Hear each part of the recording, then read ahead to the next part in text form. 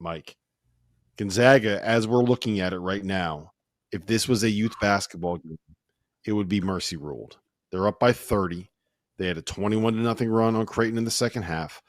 I told Goodman this on, was it Sunday night when we did the show, the Sunday version of After Dark, that I am very, very high on Gonzaga after watching them. Graham Ike's got 20 and 10. Braden Huff has 14. You got length and athleticism on your perimeter and Tyon Grant Foster and Jalen Worley. You got a big point guard in Mario St. Superi who can come in and spell Braden Smith. I think this Gonzaga team is very, very real. And I think that they have the kind of roster that you need to be able to make a deep run in the NCAA tournament. I am very in on the Zags. Well, I mean, here's the thing you got to look at is not that Gonzaga has scored 83 points so far at the under 4, that they've held Creighton and Greg McDermott's offense, right? One of the best offensive coaches in America to 54 points. To me, that's what's going to be the differentiator for Gonzaga. 54 at the under 4 for people listening on demand. 54 at the under 4. Thank you. Good clarification there. They're long. They're athletic. Graham Ike is like 42 years old. It feels like he's played 8 years of college basketball. But again, the guys they brought in, Tyon Grant Foster didn't do much today, but again, he's got that length. Adam Miller comes in, and he's long and athletic. And St. Superi, I think I'm pronouncing it right, has some length at that point guard position. And, he and Braden Smith will kind of split that point guard spot. But this is a different Gonzaga team than we've been used to. And they've got depth. They've got length. They've got some athleticism. And I think people have kind of been sleeping on them a little bit, myself included, to be honest. Mike?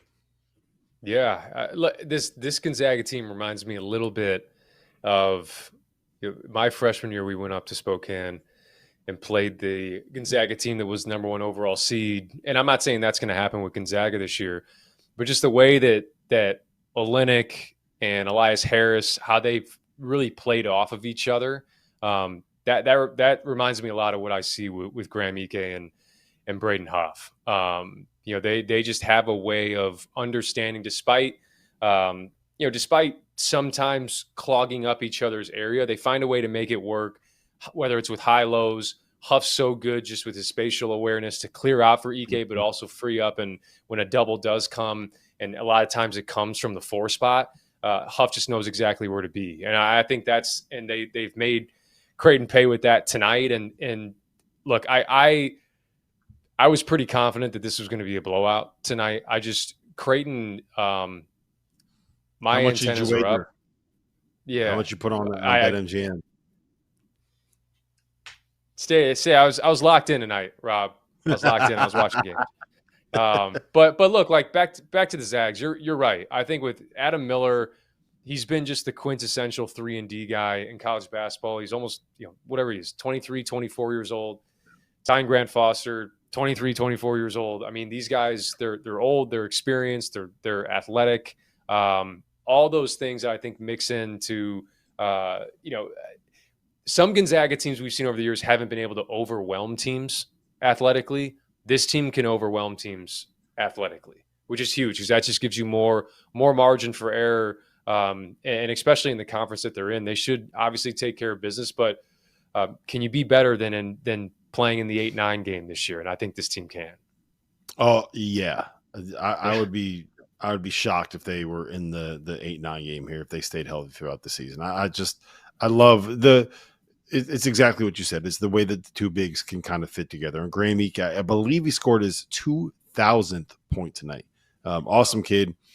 Gave us a shout out at WCC Media Day. So I'm any of these guys that are like, hey, what's up, man? Whenever I see him, I'm all in. I'm a fan. I'm very easily sold. I'm not going to lie to you guys. We did have a question in the chat. I asked for questions, and Skybearer said, Rob, I got to poop. Should I?